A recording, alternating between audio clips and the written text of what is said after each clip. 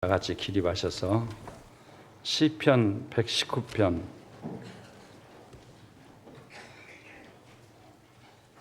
시편 119편 159절 본문을 펴놓으셔야 될 줄로 압니다. 설교 후반부에 시편 119편을 이렇게 안내를 받고 인도를 받으면서 하나님의 말씀을 받게 되는 것입니다.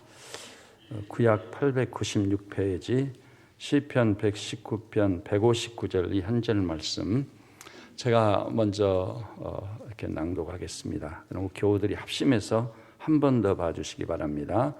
내가 주의 법도들을 사랑함을 보옵소서. 여호와여 주의 인자하심을 따라 나를 살리소서.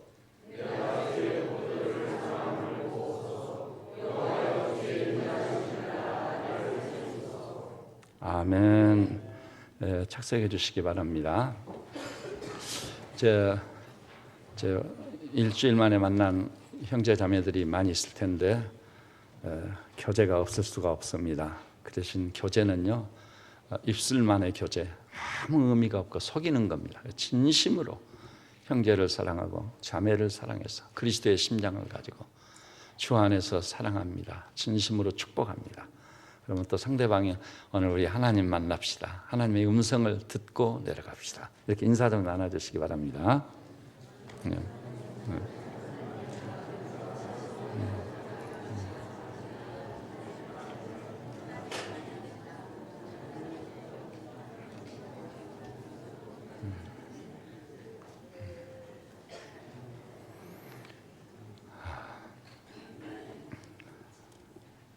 미국의 보건당국과 유관기관에서 흥미로운 조사를 했어요. 그 조사 중에 하나를 사무실 옆에 신문에 보도된 것을 붙여놨죠. 조사의 내용이 뭐냐면은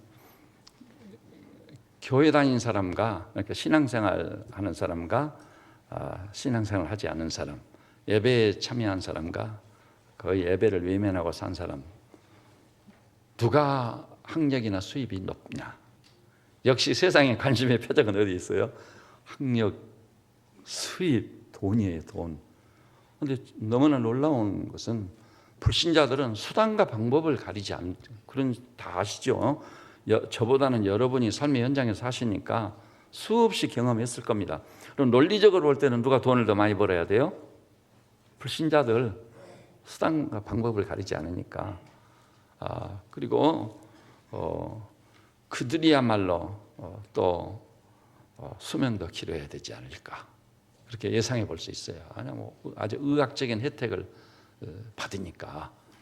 식생활 개선, 우리는 주일날 교회 온다고 안식일로 지키기 위해서 이렇게 주일날 안심하고 마음 먹고 이 골프 필드에도 못 나가고, 저도 진짜 이 예전 장로님들이 어떻게든지 골프를 하게 만들려고 강요당해 가지고 다 그 준비해 주시고 티켓까지 끊어 주시고 그 당회를 하는데 영평 가서 기어이 해야 되면 영평 안 가면 당회 안 하겠습니다.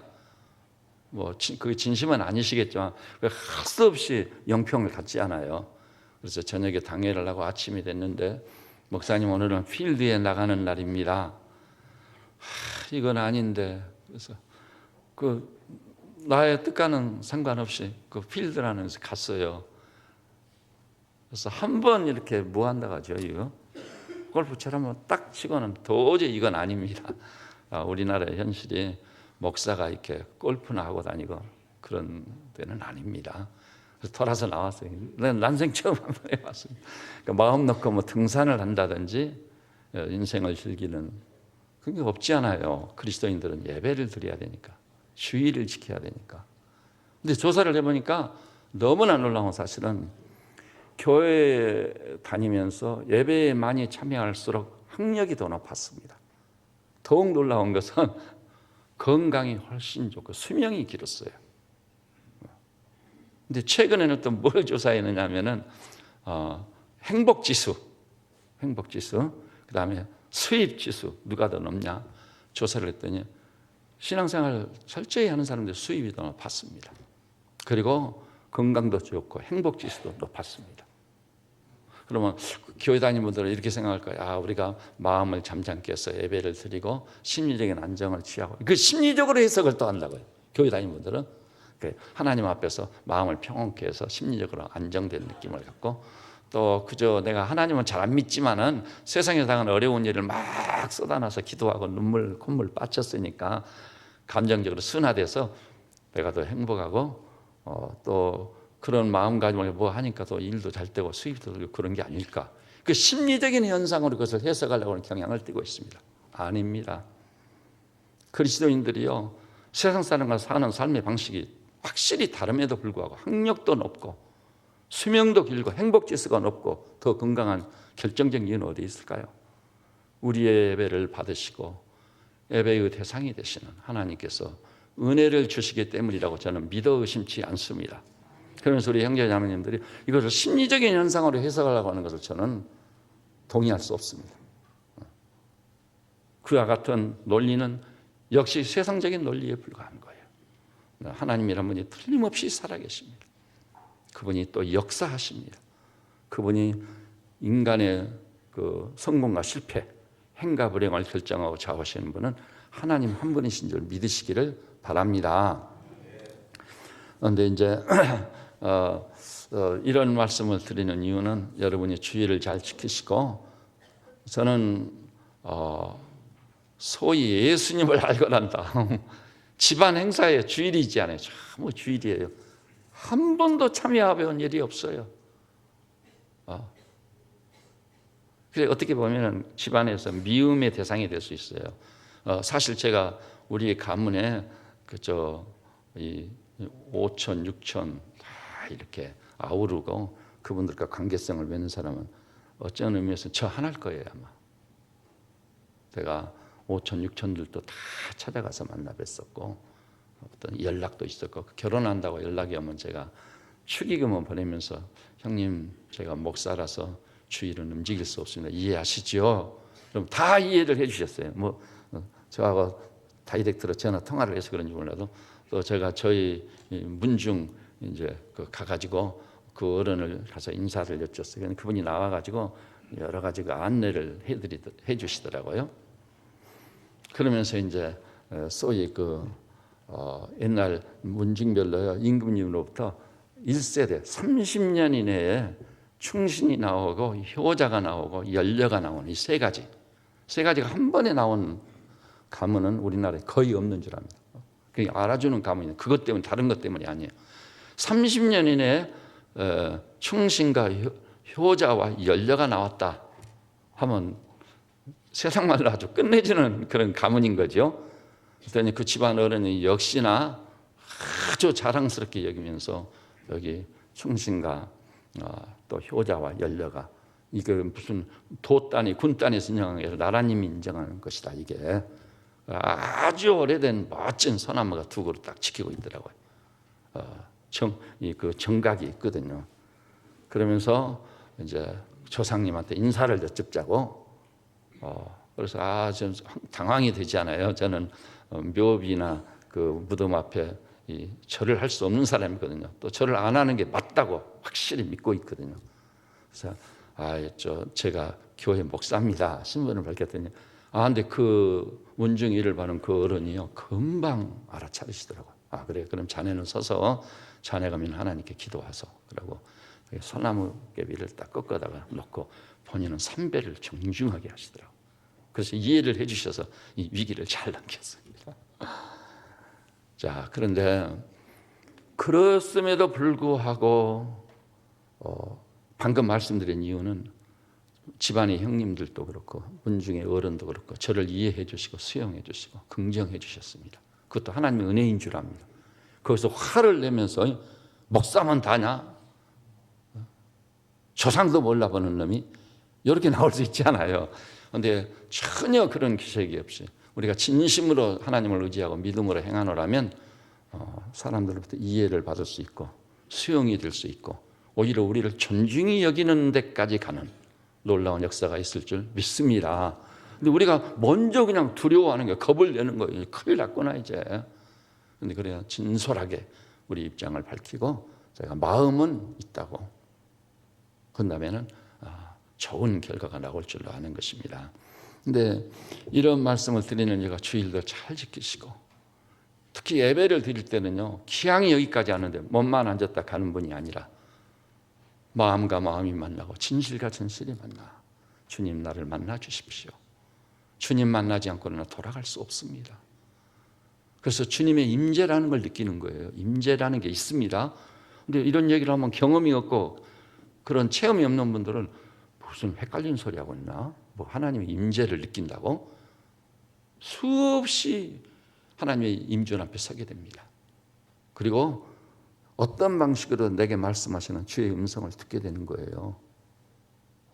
그래서 여기 나오신 온 교우들께서 반드시 예배를 통해서는 하나님을 만나고 그분의 음성을 듣고 받고 기쁨이 충만해 우리 존재 전체가 확 회복이 돼서 성경이 젊은 독수리가 되어 내려가는 세상이 감당치 못할 신앙의 장무들로 내려가는 그런 성도들 다 되시기를 주님의 이름으로 축원합니다. 이제 제가 이런 말씀을 드리는 이유가 사실은 있어요. 제가 이제 내일 출국해가지고 11박 12일 동안 종교개혁자들의 발자취를 따라가게 됩니다. 마음이 상당히 좀 무겁습니다. 그렇게도 그리워했던 여정이고 사모했던 여정인데 근데 나이가 이 나이가 되고 보니까요 오늘 건강을 위해서 기도해 주셔서 정말 감사한데 이 나이가 돼가지고 그 스케줄을 다 소화하고 그 젊은이들 여정을 따라간다는 것이 사실 쉬운 일이 아닙니다. 보통 어떨 때는 새벽 5시 반, 5시에 일어나고 6시에 일어나고 7시에 일어나고 뭐 그래서 저는 늦게 막 들어오기도 하고 그 스케줄을 따라가야 되거든요. 근데 제가 생각건데 우리 교단에 교역자들이 굉장히 많이 가십니다. 200명 이상이 가시는데 근데 저같이 나이가 많은 목사님은 아마 안 계시지 않을까 생각합니다. 왜냐하면 자칫 잘못하면 여행단에 장애물이 되지 않아요. 그러니까 미리서 안 가시는 뭐 그분은 젊은 날에 다녀오셨을 수도 있고 그런데 제가 종교개혁자 저 유명한 마틴 루터, 장 칼빈, 쯔잉글리, 얀 후스 이런 개혁자들의 발자취를 한번 따라가 보고 싶었거든요. 그런데 어찌다 보니까 이제야 가게 됐어요. 그래서 마음은 좀 무겁지만 주님 힘을 주십시오. 승리하게 해주십시오. 그래서 가게 됐습니다. 근데 이 가는 건요. 담임 목사가 간다는 건 뭘 의미하냐면 제가 혼자 가는 게 아니라 우리 교우들과 더불어 간다는 뜻이 있는 겁니다. 그래서 저는 그런 데 가면은요.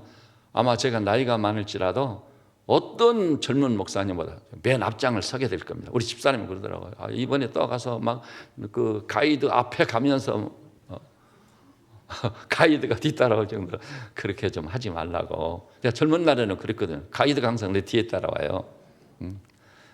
그런데 이번에는 아마 뭐 그렇게까지는 되지 않을 것 같은데 그러나 열심히 배우겠습니다. 열심히 따라다니겠습니다. 다 소화하겠습니다.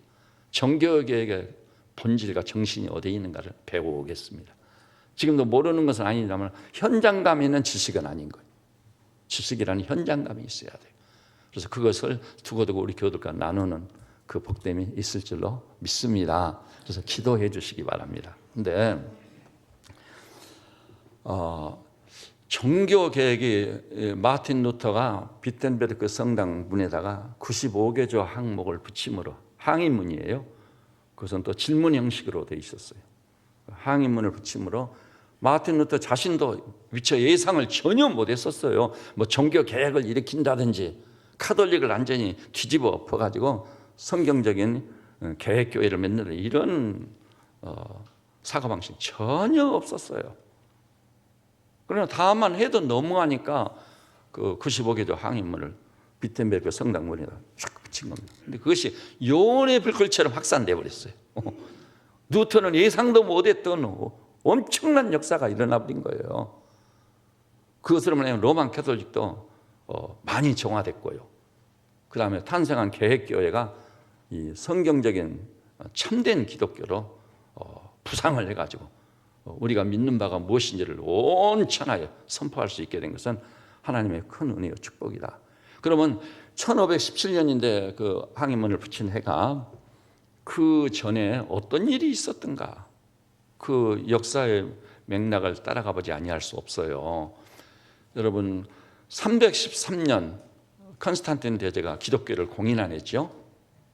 근데 그 무렵까지는요, 기독교라고 하는 것은 예수님의 제자와 그의 또 제자들, 속사도라고, 사도들을 이어받은 속사도.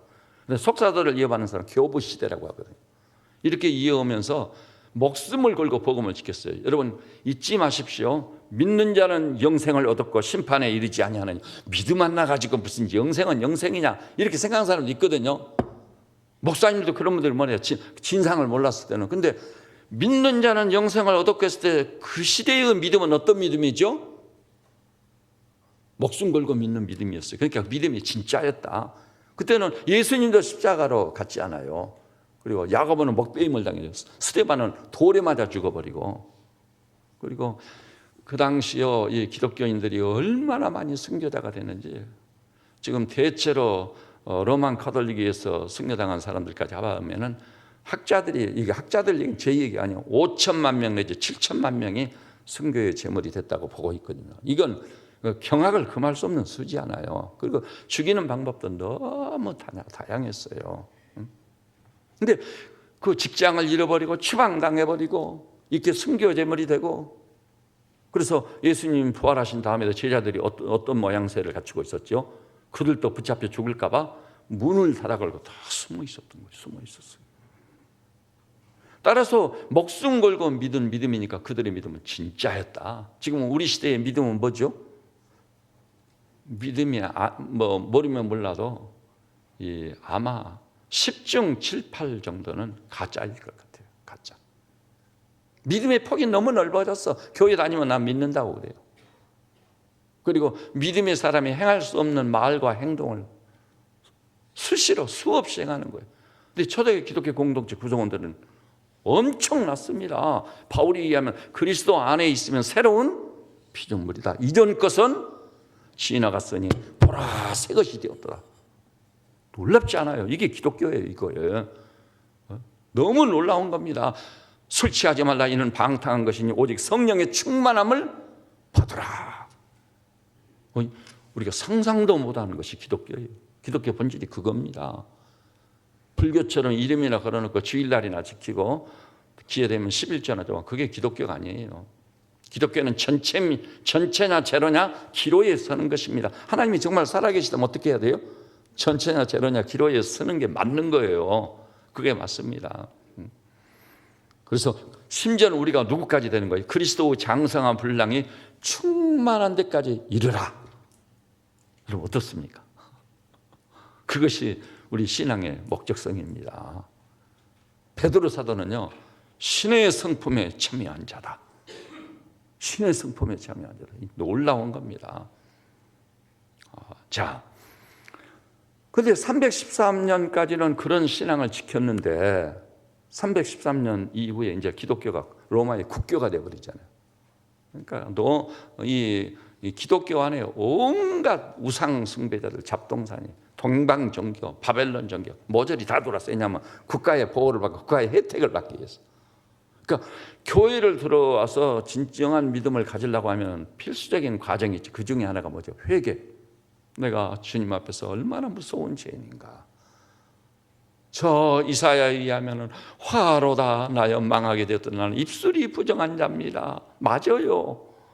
입술의 부정. 입술로 토해낸 말들이 사실 같다는 얘기가 그 얼마며 거짓을 말한 게 그 얼마며 지금 우리나라가 당면한 문제도 그거예요. 사실과 다른 얘기들을 사실인 양 얘기하고 아니면 그만이요. 이것을 확실하게 청산하지 못하면 나라가 망하는 겁니다. 거짓에 기초한 나라는 망하게 돼 있어요. 내게 좀 불리할지라도 내가 이런 죄를 지었는데 주님 용서해 주십시오. 형제님 내 실수였습니다. 나의 잘못이었습니다. 불쌍히 여기시고 나를 용납해 주십시오. 그 용서를 하면 성경은 뭐라고 그러지? 상하고 통회하는 심령을 주께서 멸시치 아니요 다 용서해줘요. 근데 자기가 좀 불리하더라도 진실에 기초해서 그렇게 해야 되는데 그 사실을 인정하지 않으려고 하는 거예요. 이게 큰 문제라고 아니할 수 없어요. 그래가지고 회개나 회심이 없이 엄청난 우상 숭배자들까지 이방 종교들 다 돌아버린 거예요.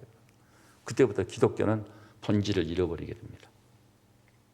그리고요, 기독교는 다른 이로서는 구원을 얻을 수 없나니 천하 인간의 구원을 얻을 만한 다른 이름을 예수 외에는 주신 게 없어요. 오로지 예수님만이 유일한 구원자요.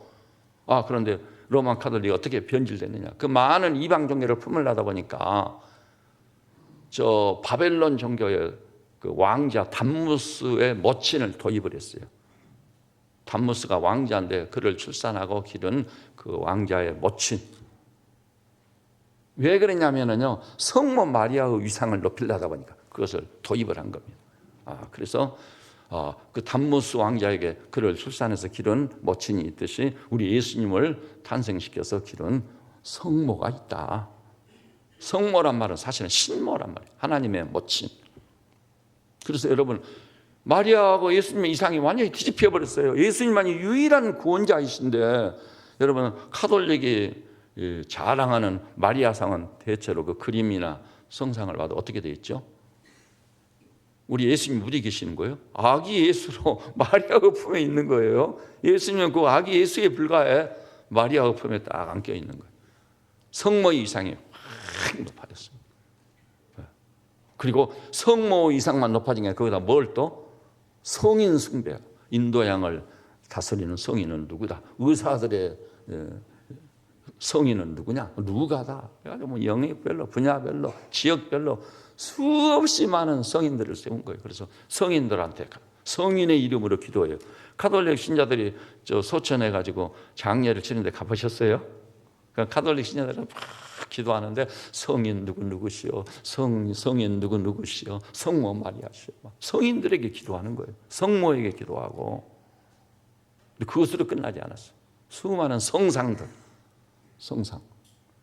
제가 이태리의 그 파두아라는 곳에 갔었을 때요, 오랜 도시입니다. 거기는 정말 오래된 초대 교회는 아니지만 그 직후에 있었던 그 소위 카톨릭에서 성인이라고 숭배하는 분들을 시신을 안치를 딱 해놨습니다. 그 관에다가 안치해놓고 그것을 2층인데 돌아가면서 보는 거예요. 그런데 그 성인의 엄지 발가락에 해당되는 것을 입을 얼마나 많이 맞춰버려요. 또 얼마나 많이 만져버리는지. 엄지 발가락이 없어진 대로 없어질 만큼 싹 달아져 버린 거예요. 그러니까 우리는 예수님의 전험하신 성을 위해 즉시 하나님 앞에 나가는 사람들입니다. 그렇죠? 너희가 내 이름을 인하여 무엇을 구하면 내가 시행하겠다.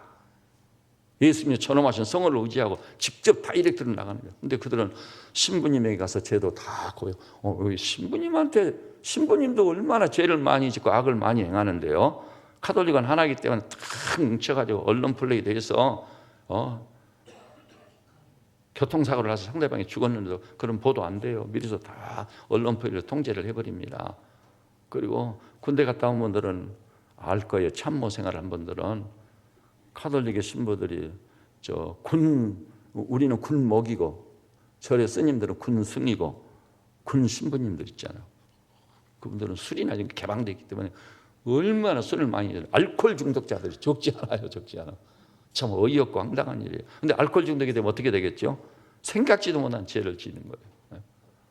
근데 이렇게 완전히 오직 예수님 자신도 뭐라고 했죠? 내가 곧 길이요 진리요 생명이니 나로 말미암지 않고는 아버지께로 올 자가 없느니라. 나로 말미암지 예수님 외에는 없어요. 그래서 우리 예수교는 뭐라고 그래요? 기독교인 거예요. 우리는 천주교가 아니라 기독교, 예수교예요. 우리는 예수님이 우리의 유일한 구원자이신 것입니다. 그런데 이렇게 구원의 채널이 많은 것처럼 우리는 중보도 한 분 예수 그리스도라고 사도가 분명히 이야기했어요. 그런데 가톨릭은 어때요? 중보자가 너무 많은 거예요. 중보자가 너무 많아. 그런데 그렇게 되면서 가톨릭이 진리를 떠나고 복음을 완전히 떠났습니다. 그렇게 되니까 이제 보이는 것은 뭐밖에 안 보이죠. 세상적인 거. 어떻게 하면 돈을 많이 축제. 그래서 당신은 교황이 최고의 권위야. 그래 왕들, 제후들이 그 밑에 있는 겁니다. 여러분 제가 대학에서 역사를 전공했습니다. 반드시 사실과 부합된 얘기를 하고 있는 것입니다. 그래서 교황한테 엄청난 세금을 받았어요. 수입에 보통 10의 3, 4, 심한 대로 10의 5, 10의 7같이 막 바치는 거예요.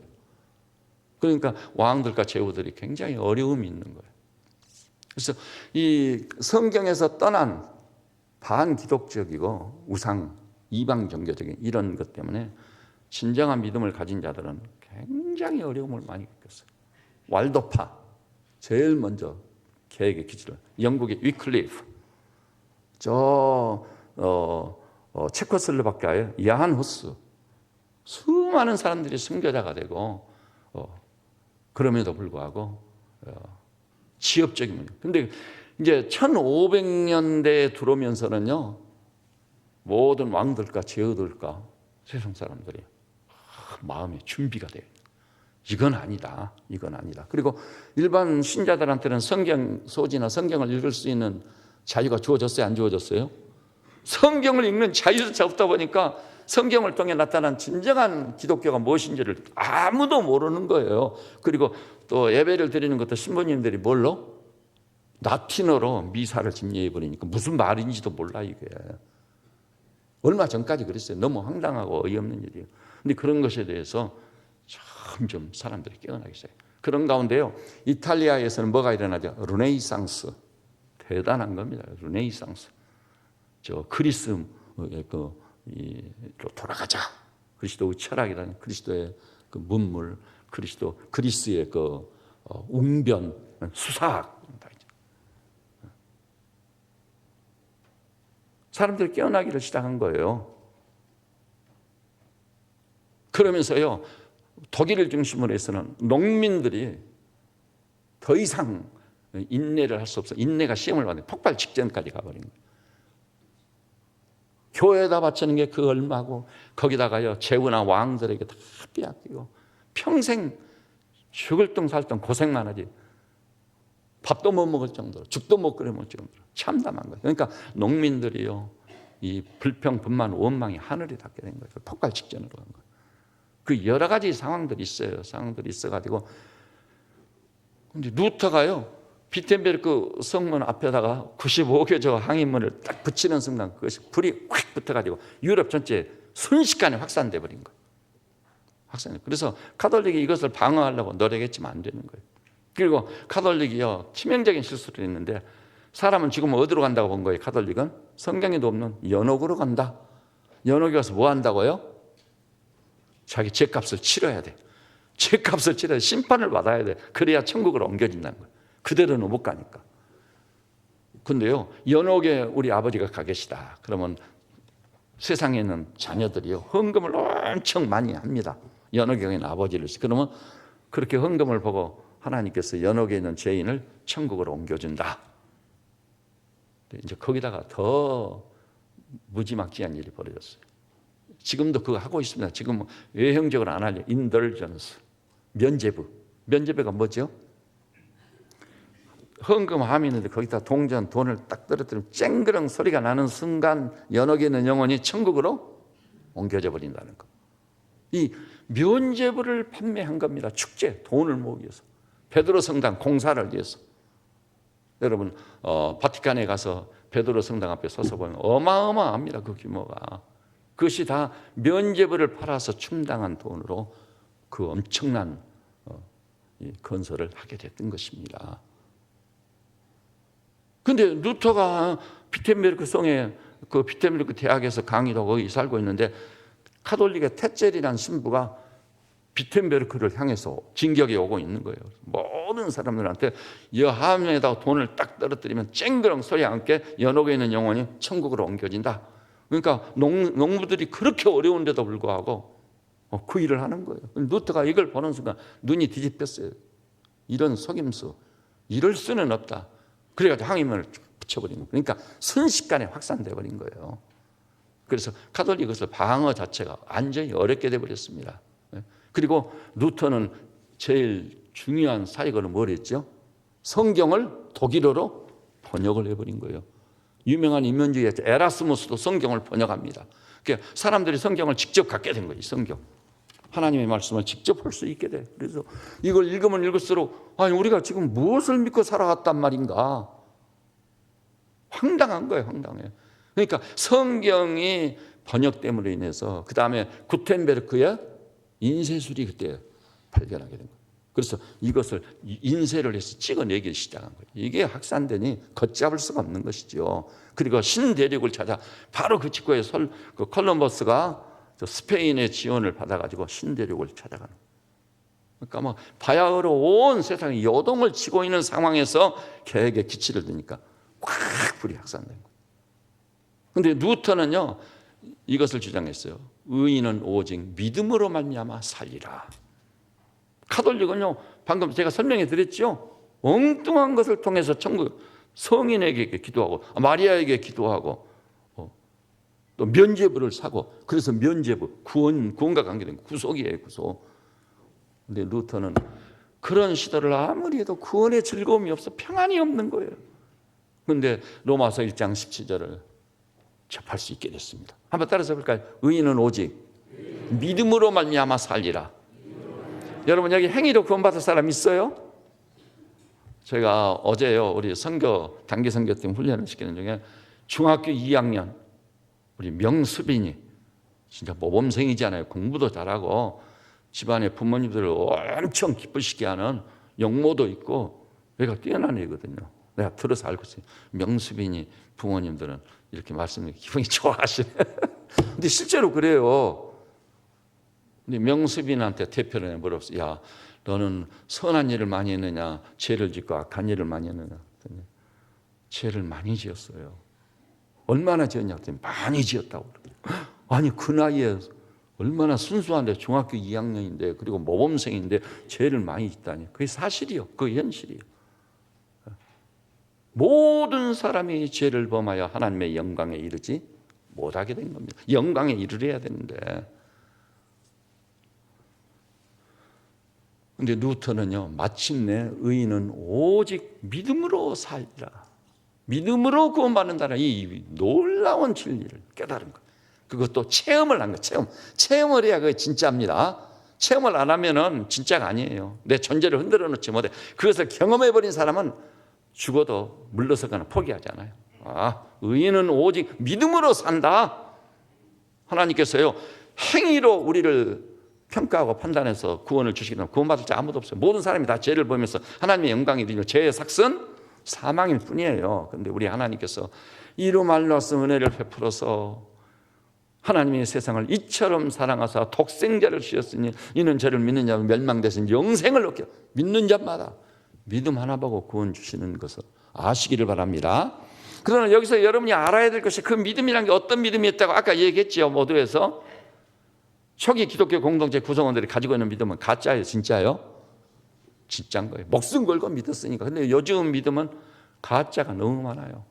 저는 이 교회를 치료한 우리 형제자매들께서 내가 가지고 있는 믿음은 가짜냐 진짜냐 이 진리를 반드시 가리셔야 될 줄로 믿습니다. 천국의 문턱에서 천국에 입성을 못하고 지옥으로 떨어지면 어떻게 되냔 말이에요. 진짜 천국과 지옥이 있습니다. 그건 다음 기회에 다른 기회에 제가 말씀드릴게요. 그런데요 믿음으로 구원받는다 이신 칭의 이 써있자 친 믿을 신자 믿음으로 써 칭의 의롭다 칭함을 받는다. 이걸 루터가 경험적으로 알게 돼버린 거예요. 그러니까 목숨 걸고 중세를 대적한 거예요. 그런데 그 다음에 장 칼뱅은 나와가지고 또 다른 계획을 시작합니다. 근데 칼뱅을 위해서 징글이라든지 야누스라든지 내중에 루터도요 그 계획의 철학이 뭐냐면은 이신 칭의보다도 더 앞선 게 있어요. 그게 뭔 줄 아세요? 그러니까 라틴어로는 그 사람들 다 라틴어 뭐 탁월하게 한 사람들이니까 솔라 피데 오직 믿음 솔라가 오직입니다. 피데 믿음 오직 믿음. 근데 그보다 더 놀라운 게 나왔어. 원리가 뭐겠죠? 솔라 스크립추라 오직 성경. 교황이고 교회이고 성인이고 성모가 다 소용없다. 변치않은 하나님의 말씀. 이 말씀은 최고의 권위입니다. 오직 성경, 솔라 스크립추라. 이 원리를 발견해버린 거예요. 그래서 이 사람들은 성경이 가는 데까지 가고 성경이 멈추는 데서 탁 멈추는 거예요. 이게 하나님의 말씀이니까. 그러면요, 무슨 성경이 하나님의 말씀이냐고 그 황당한 주장 좀 하지 마시라고 할지 몰라요. 근데 내가 기회가 되면은 또 누누이 말씀드리겠습니다만, 여러분, 반포의 기적, 성경은요 출판된 다음 어느 정도 반포가 될까? 1년이면은 제가 이 통계를 보고 저도 놀래버렸어요. 이건 기적이라고 할 수밖에 없어요. 이건 다른 방법 설명이 불가능해요. 현재 전 세계적으로 1년에 성경이 몇 권 팔리는 줄 아세요? 6억 권입니다. 몇 권? 사람 뭐 이럴 수가 있는가? 근데 전 세계적으로 출판 다 통계가 나오거든요. 6억 권. 지금까지 어떤 책도 1천만 권도 종교의 그 어떤 경전이 있잖아요. 그런 것도 1천만 권 이상 팔린 것도 없어. 근데 이건 자그마치 6억 권이야. 이건 반포의 기적이다. 그다음에 세계 인구의 97%가 자기 나라 말로 된 성경을 가지고 있어요. 너무 놀랍죠. 이런 거 경악을 금할 수 없는. 그다음에 97%의 남은 3%는 뭐냐? 소수민족들 상간마을에 살고 그런 사람들도요, 뭐 그들의 종족수가 기껏해 몇백 명 된 종족도 있고, 그래도 자기 언어는 다 가지고 있어요. 그러니까 그 언어가 몇 개냐면 3,000개의 언어예요. 3,000개의 언어 중에 성경이 번역된 언어가 2,300개 정도입니다. 경악을 금할 수 없는 일이에요. 성경 번역 선교라는 게 있어가지고 정말 놀라운, 이 반포의 기적을 볼 때 이것이 하나님이 역사하시지 않고 하나님이 개입하지 않으면 이런 것은 불가능하다는 거예요. 사람의 이 논리로는 수용이 불가능한 일이에요. 따라서 합시다. 반포의 기적을 볼 때 성경은 하나님의 말씀이다. 하나님 말씀이 아니라 이런 역사가 없는 거예요. 하나님의 말씀은 살았고 운동력 있어 좌우에 날선 어떤 검보다 이리하여 혼과 영과 및 관절과 골수를 찔러 쪼개기까지 하니까 이 말씀이 이렇게 확산이 되는 거예요. 누가 무슨 돈이 있어 자기 돈 지불하고 사겠어요. 엄청난 겁니다. 나 여호와가 말하노라 내 말이 불같지 아니하냐, 반석을 쳐서 부스러뜨리는 방망이와 같지 아니하냐. 이렇게 완악과 강팍한 마음도요, 성경이 그 반석까지 굳은 마음도 쳐서 부스러뜨리는 거예요. 자가 바싹 깨진 거기에 행복이 있고 기쁨이 있으니까 별 사람이 다 있습니다. 여러분, 이번에 저는 저 공무원들의 하나의 표상이고 꿈이라는 경제기획재정부 국장 출신, 경제기획재정국장이야. 최고야, 최고. 자긍심이 대단하고. 아내가 크리스찬이거든요. 교회 가자 가니까 뭐라고 그랬죠? 너나 믿어라. 안 믿으면 지옥 간다고 그러니까 야야. 자기 아내가 그랬어요. 너나 천국 가거라. 비웃고 조롱하고. 그래도 자기 아내로서는 진짜 각별하게 여겼어요. 그런데 그 아내가 어떻게 됐죠? 간암에 걸려가지고 간암 선고로 투병을 하게 돼요. 그래서 아내를 어떻게든지 회복시켜가지고 평생 가야 되겠다 해가지고 그 아내를 너무 사랑했어요. 그 아내가 그리고 또 시인은 아닌데 그렇게 시를 잘 쓰는 거예요. 그래서 아내를 위해서 희생적으로 헌신적으로 돌봅니다. 그런데 그러려다 보니까 아내가 믿는 하나님을 안 믿을 수가 없네. 그런데 그냥 믿을 수는 없고 알아봐야 되잖아요. 아내가 미신에 빠질 수도 있고. 그러니까 알아보는 과정 중에서 진짜 하나님을 만났습니다. 진짜 성경이 하나님 말씀임을 알게 됐습니다. 그래가지고 드디어 아내를 먼저 떠나보낼 수 있는 믿음이 생겼어요. 하나님이 하신 일이구나. 감사할 수 있게 됐어요. 그래서 아내가 써놓은 시라든지 이런 것을 다 수집해가지고 시집을 또 출간을 해줬어요. 아내를 위해서. 그리고 이 사람이 아침에 일어나서 기도로 시작하고 저녁에 잘 때 기도로 마치고, 기도로 시작하고 기도로 하루를 마감하는 진정한 그리스도인으로 살게 된 것입니다. 여러분, 이런 역사가 다 뭐 때문에요? 반석같이 굳은 마음을 쳐서 부스러뜨리는 불방망이 같은 말씀의 역사를 통해 일어났다는 거 아시기를 바랍니다. 제가 얘기하잖아요. 제가 중학교 2학년 무렵에 세계적인 명작은 모조리 다 읽어버렸다고. 보리스 파스텔이라고 책, 닥터 리시바하고 앙드레지드의 좁은 문, 톨스토이의 여러 소설들, 작품들, 그 외에도 뭐 암구랑이라든지 듀마 호이스의 작품이라든지 세계적인 작가들의 작품을 거의 다 읽었습니다. 그런 책들이 제게 감동은 주었는데 저를 변화시키지는 못했어요. 나중에 하나님께서 성경 말씀을 통해 저를 확 뒤집었는데 나도 새로운 피조물이 됐구나. 새 사람이 됐습니다. 이런 역사는 하나님 말씀만이 가져오는 것입니다. 그래서 반포 얘기죠. 그 다음에요, 이제 또 한 가지요. 성경에서요, 사람들이 제일 수용이 어려운 것이 어디겠어요? 창세기 1장입니다. 하나님이 말씀으로 새 천지 만물을 창조했다고. 누가 그걸 믿어주긴, 이 과학시대에 말도 아닌 소리다고. 근데 20세기 중역부터 시작해가지고요, 물론 그 전에도 있었어요. 창세기 1장을 하나님 말씀이니까 하나님이 정말 그 기록된 그대로 천지 만물을 창조했다고 믿는 자들이 계속됐거든요. 그런데 그건 비과학적이다, 비이성적이다. 그래가지고 소위 유명한 볼트만이 그런 얘기를 했어요. 비신화와, 성경은 신화적인 것으로 가득 찼는데 그걸 싹 제거해버리자. 그래서 신화가 아닌 것으로 기독교를 새로 만들죠. 그래서 비신화와 비종교화를 부르짖었어요. 그러면서 뭐라고 하죠? 성경을 도마 위에 올려놨다. 성경을 도마 위에 올려놓고 그들 표현입니다. 이게 강단용어로 적합하지 않은 난도질을 해버린 거예요. 그래서 무슨 창세기 1장 그런 걸 누가 믿느냐? 완전히 신화다. 기독교 신화다. 그런데요, 창세기 1장이 과학적으로 조명이 되기 시작했습니다. 마침내 우리나라만 해도 창조과학자들이 수천 명이에요. 수천 명. 중학교, 고등학교에서 과학을 가르치는 분들, 대학 교수들. 얼마 전에도 제가 주보에 냈잖아요. 권진혁 박사, 제 제자거든요. 서울대 졸업해서 경북대 물리학 교수요. 그거 썼지 않아요. 창조론에 썼어요. 그걸 제가 주보에 올려놨거든요. 유수한 전문가들이, 과학자들이, 그리고 몇 년 전에 제가 기억하시는 분들이 있을 거예요. EBS에서 창조론자와 진화론자가 나와서 싸웠거든. 근데 3명씩 나왔습니다. 근데 그날 누가 승리했다고요? 창조론자의 완승이었습니다. 창조론자 완전히 승리했어요. 창조론이 그것이 신하고 전설이라고요? 말도 안 되는 소리예요.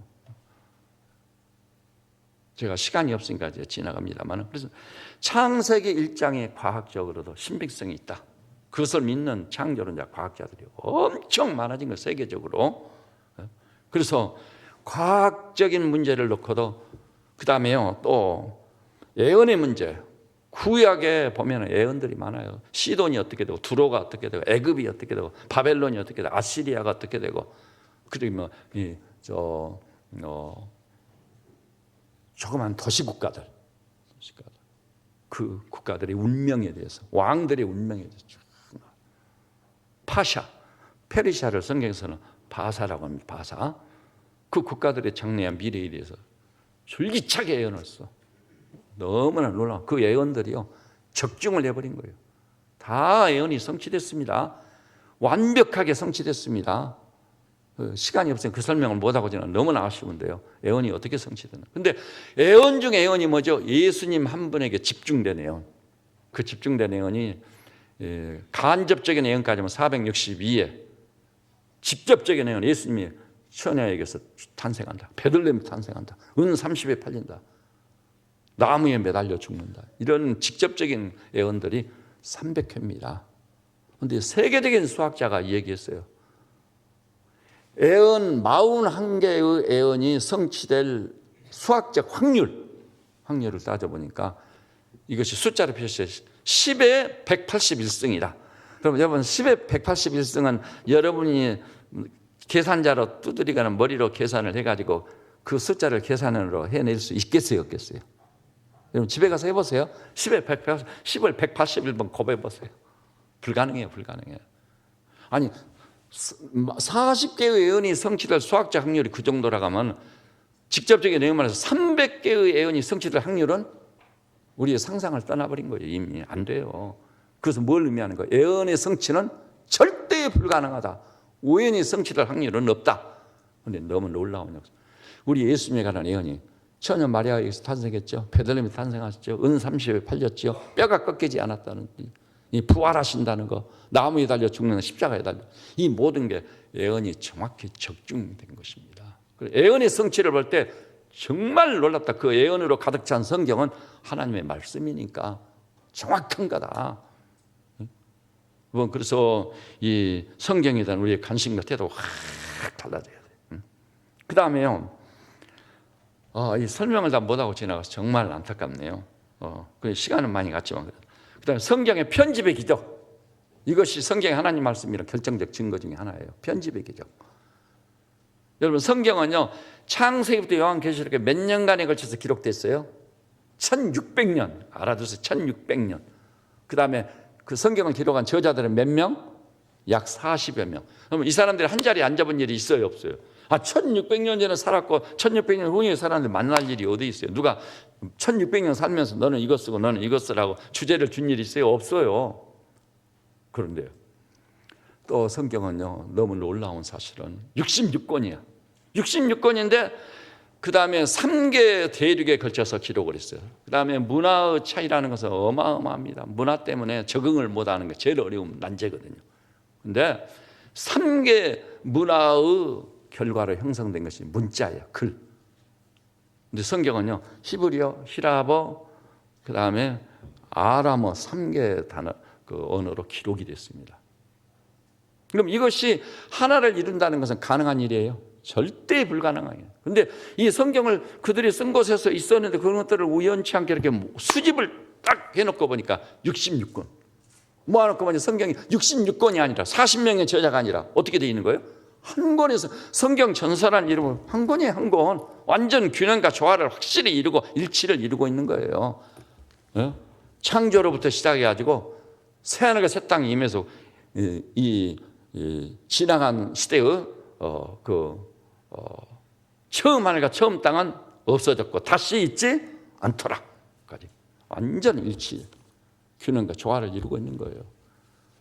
너무 놀라운 거예요. 그리고 왜 이렇게 66권이 아니라 한 권의 성경이 됐을까?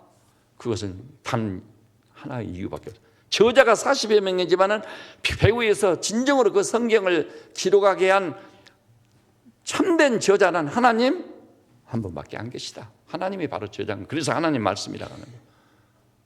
그래서 이것을 갖다 편집의 기적이라고 합니다.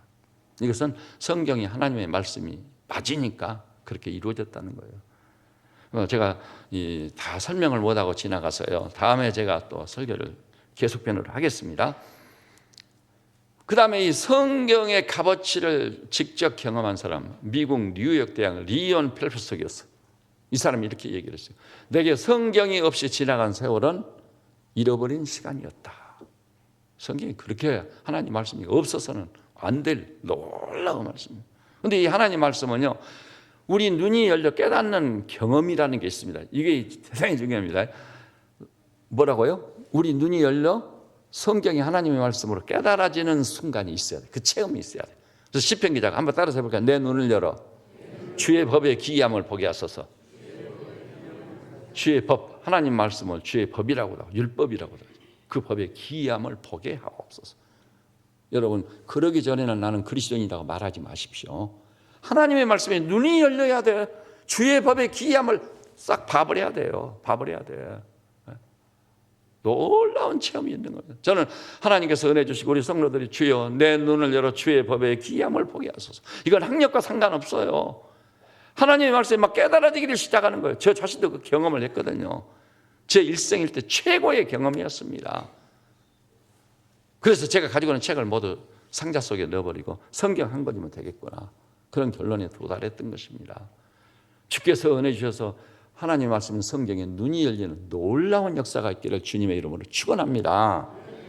그 다음에 이렇게 해서 눈이 열려가지고 성경에 하나님의 말씀을 압도적으로 내게 다가오잖아요. 하나님 말씀 살았고 운동력이 있어 좌우에 날이선 어떤 것보다 이리하여 혼과 영과 및 관절과 골수를 찔러 쪼개고 마음의 생각과 뜻을 능히 감찰하나니 그런 말씀 내게 다가오기 시작하잖아요. 그럼 어떤 소리예요?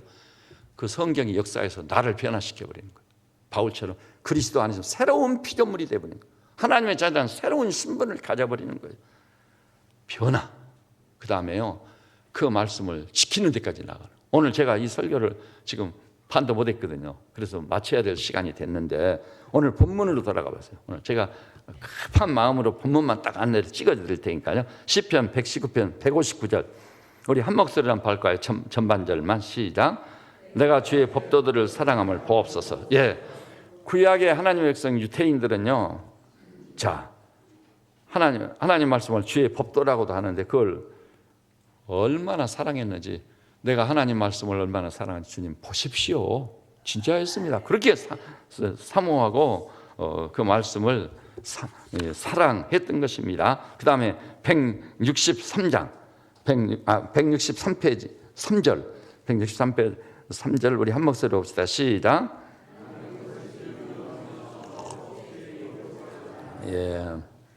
여러분, 하나님 말씀은 흑독아니에 7번 연다는 은처럼 진실무망한 거예요.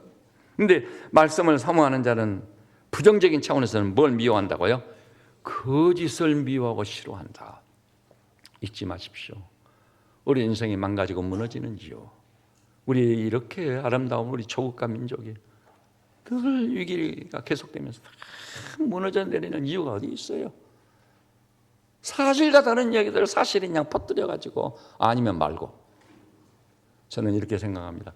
자기가 알지 못하고 사실을 부정하고 거짓을 얘기했단다면 그건 회개하면 돌아올 수 있어요. 내가 그때 모르고 그랬었나라고 솔직하니 내게 불리할지라도 사실을 토로해야 돼. 그런데요, 그것이 뻔히 거짓인 줄 알고 자기가 지은 말한 줄 알면서 거짓을 퍼뜨린 사람들은 그것을 법적으로 아주 준엄하게 다뤄야 돼요. 그러면 나라가 확 달라져요. 백성들이 서로 입의 말을 신뢰할 수 있게 되는 그때가 반드시 와야 될 줄로 믿습니다. 그리고 제가 섭리 속에 이 교회 담임 목사가 이 교회 안에서요, 사실과 다른 얘기를 하는 것은 용납이 안 돼버려요. 제가 그런 게 아니라 이게 보세요. 그 이야기 하나님의 백성 뭐라고요? 거짓을 미워했다고 하지 않아요. 거짓을 싫어했다고 하지 않아요. 그래서 저는 모든 것을 판단할 때 진위, 그것이 사실이냐 거짓이냐, 이게 굉장히, 여러분도요, 이 말씀대로 오늘부터 내게 불리할지라도 진실만을 얘기하고 진실을 기초로 승부를 거는 그런 성도들 되시기를 주님의 이름으로 축원합니다. 그래서 시간이 지나면 여러분 신뢰를 얻기 시작해야 돼요. 저 사람 말은 신뢰해야 된다. 진실이다. 그런데 적극적으로는 뭐라고 했죠? 주의 율법을 사랑합니다. 사랑한다고 그랬어. 그 다음에 167절, 그 밑에 있죠. 167절. 또 우리 한 목소리로 봐볼까요? 시작. 내 영혼이 주의 증거들을 지켜 싸우면 내가 이를 지극히. 여기는 보니까 주의 말씀, 그 윤리와 법도를 어느 정도 사랑한다고요? 지극히 사랑한, 최우선이요. 최우선입니다. 말씀을 떠나서는 살 수 없는 거. 그러니까 이 119편 율법성을 읽어가 보면은 주야로 주의 말씀을 사모하고, 주의 말씀을 사모하기 위해서 야경이 깊기 전에 일어나고, 뭐 엄청난 거예요. 주의 말씀을 너무나 사모해서 내가 입을 열고 헐떡였나이다. 이렇게 말씀을 그리하고 사모하는 종들 되시기를 바랍니다. 그러면 이제 127절, 그 앞에 127절 우리 한 목소리로 봐볼까? 시작. 그러므로 내가 주의 계명들을 금 곧 순금보다, 비교적으로 이제 말했어요. 세상 사람이 제일 좋아하는 게 뭐예요? 금이나 순금이나 돈은 저리 가라야. 근데 금 곧 순금보다 주의 말씀을 더욱 사랑합니다. 이것이 그리스도인입니다. 이게 말씀의 논리 열린 사람이 가는 길이에요. 그 이하는 아니올시답니다. 사실을, 말씀을 액면대로 받아야지요. 자기 멋대로 그 말씀을 강조하기 위해서 그런 거 아니야. 각색하면 안 됩니다. 내게 복이 아니에요. 자, 그 다음에 34절 이제 2절 남았습니다. 34절. 자, 우리 한 목소리로 한번 봐보십시다. 시작. 나로 하여금 깨닫게 하여서 내가 주의 법을 준행하며 전심으로 지키겠습니다. 근데 이 말씀을 어디까지 하겠다고요? 전심으로 지키는 데까지 가야 돼요. 말씀을 지키는 데까지 가야 됩니다. 왜냐? 그 말씀을 지키는 데까지 가야 신앙이 온전한 거예요. 신앙이 완성되는 거예요. 한 군데만 더 봅니다. 60절 우리 한 목소리로 지키는데요. 어떻게 지킨다고 그랬어요? 60절 시작. 주의 계명들을 지키기에 신속히 하고 지체하지 아니하였나이다. 이것은 누구 복이에요? 지키는 자 자기 복인 거예요. 구원만 받을 뿐만 아니라 말씀이 보증하고 약속하는 온갖 축복을 받게 돼요. 베드로가요, 밤새 그물을 던져도 한 마리 고기도 못 잡았어. 초라한 모습, 아침을 맞이했어. 근데 예수님이 나타나서 야, 깊은 데로 가서 그물을 던져라. 예수님, 갈릴리 호수에 대해서 내가 전문가입니다. 내가 전문가가 밤새 그물을 던져도 못 잡았습니다. 근데 베드로가 뭐라죠? 그럼에도 불구하고 주님이 말씀하며 주님 말씀에 의지하여 그물을 내리리이다. 그물을 던졌더니 수확이 어느 정도 말아요? 배가 가라앉을 만큼 저 멀리 있는 동무들의 배까지 오라고 그래서 가득 채우는 만선의 기쁨과 축복을 받은 거 아시기를 우리 주님의 이름으로 축원합니다. 누구 복이냐? 나 자신의 복인 거예요. 여러분, 그래서 저는 우리 교우들한테 이번에 출국 전에 마지막 메시지를 통해 제가 제안합니다. 여기 계신 우리 교우들이요, 학력이 없어도 좋아요. 신앙이라는 거, 영적 세계는 학력에 의해서 좌우되는 게 아니에요. 나이에 대해서 좌우되는 것도 아니에요. 기억하십시오. 여러분 자신이 이 땅을 사는 할 수 있는 가장 위대한 사역은 말씀 사역입니다. 직장 생활하고 계시죠? 직장 생활에서 돈 벌어서 생계 유지하는 그것보다 훨씬 중요한 게 말씀 사역자가 되십시오. 진정한 말씀 사역자가 되면 여러분 자신이 말로 할 수 없는 하나님 은혜와 축복을 받게 될 것입니다. 말씀 사역자. 그래서 말씀을 전해야만 말씀의 정확성이 있는 거예요. 나의 신실성이 보장되는 거예요. 그래서 나도 한번 배워서 새가족 공부는 목사님 제가 맡겠습니다. 예수의 유일성은 내가 맡겠습니다. 10 스텝스는 내가 일권은 내가 맡겠습니다. 제자 훈련 일권 내가 맡겠습니다. 사역자 훈련 일권 내가. 목사님 그 지도자 훈련을 하신다는데 그것 좀 우리도 한번 해보십시다. 배우겠습니다. 그래서 이 교회가요, 말씀을 그리워하고 사모하는 무리들도 가득 차는 놀라운 역사가 있기를 바라고, 여러분이 바로 그 중에 한 분이 되시기를 바랍니다. 예, 기도하십시다. 주님, 오늘 이 연약한 종은 계획자들의 발자취를 따르기 위해서 내일 출국하게 됩니다.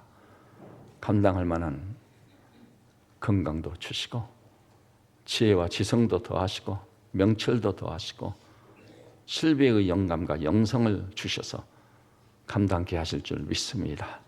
주님이 주신 한량없는 은혜를 교회로 돌아왔을 때 두고두고 우리 믿음의 형제 자매님들과 나눌 수 있도록 축복하여 주시옵소서. 새벽전의 길을 치루한 우리 형제 자매들은 열망과 소원을 가지고 말씀으로 철저히 연단과 훈련을 받아 말씀을 신속히 지체하지 않고 지키는 데까지 나아가 베드로처럼 복을 받는 종들 되게 하여 주시옵시고 말씀 사역자로 헌신되어지게 하옵소서. 예수님의 이름으로 기도드립니다. 아멘.